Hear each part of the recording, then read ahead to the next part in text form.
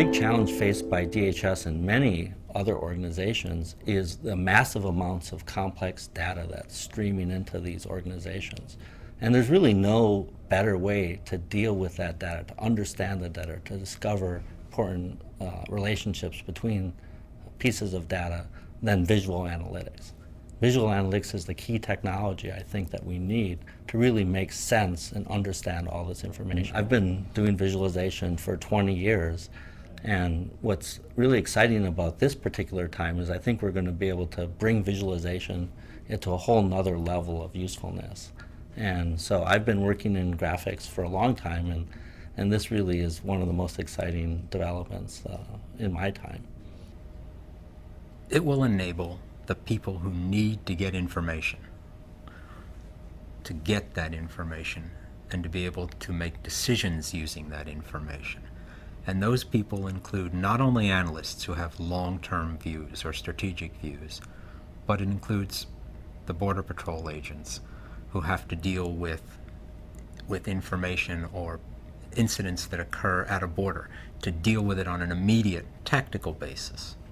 The visualization aspects allow individuals to interact with this massive, disparate set of data in ways that allow them to see multiple types of connections, to see multiple types of relevancies among those data entities, and to see them all in one place, in one time, as opposed to doing it linearly or serially or one after the other.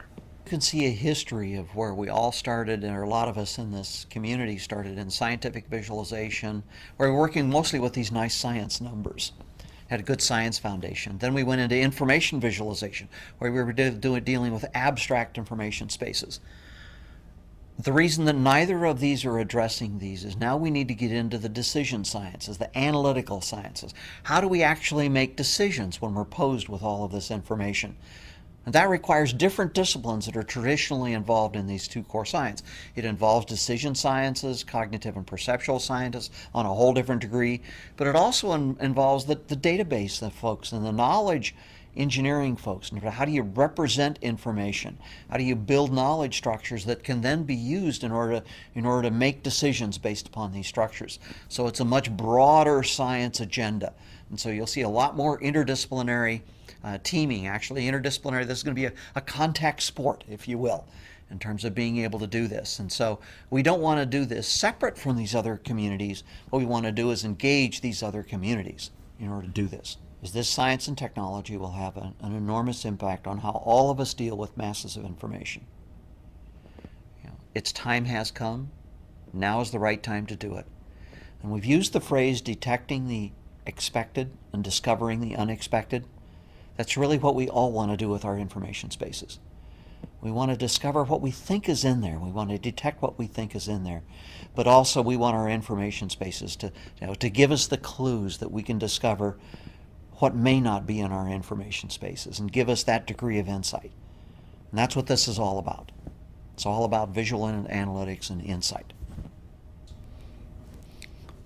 Well, I think there's a couple things we'll make a lot of progress in. One will be just understanding the problem better and developing basic principles that let us deploy systems cheaply, reliably. Basically, we need to have engineering infrastructure so we can respond to new challenges as they occur. The second thing is I think we'll develop a bunch of practical systems that people will be able to use. I mean, they'll be deployed rapidly, I think. I think the technology is almost ready to go in many instances. And I can see these systems just being deployed in many different areas of DHS. In 5 years, I envision not an NVAC, but I envision a consortium, nationwide, or if not even nationwide, global activity in visualization and analytics.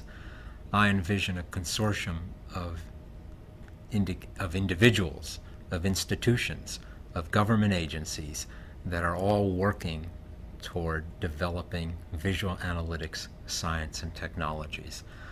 That's the goal of this activity for S&T It is to create that foundational base on which a worldwide effort in visual analytics can be sustained.